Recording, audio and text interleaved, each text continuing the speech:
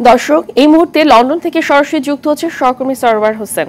সরওয়ার, বেগম খালেদা জিয়ার চিকিৎসা সংক্রান্ত সবশেষ কি তথ্য আছে আপনার কাছে, জানাবেন আমাদের।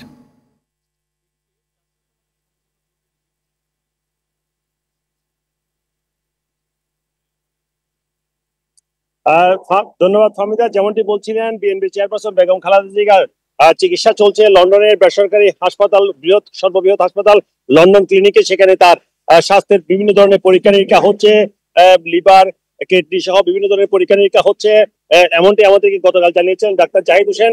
এবং এর পাশাপাশি আমরা আজকে যেটি জানতে পেরেছি বিএনপির বিভিন্ন নির্ভরযোগ্য সূত্র থেকে, সেটি হচ্ছে বিভিন্ন ধরনের পরীক্ষা নিরীক্ষার ফলাফল আজকে হাতে পাওয়ার কথা রয়েছে ডাক্তারদের।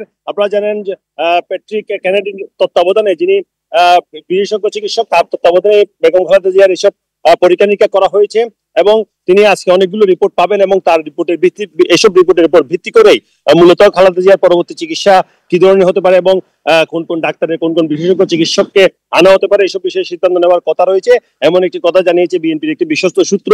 এর পাশাপাশি আরেকটি বিষয় যেটি, সেটি হচ্ছে লন্ডন ক্লিনিক যেন হয়ে উঠেছে জিয়া পরিবারের একটা মিলন মেলা। কারণ দীর্ঘ প্রায় 7 বছর পর বড় ছেলে তারেক রহমান এবং তার পরিবারের সাথে দেখা হয়েছে বেগম জিয়ার, এবং সেখানে এখন তারেক রহমানের পরিবার সাথে আরাফাত রহমান কুকুর পরিবার সকলে মিলেমিশে থাকছেন।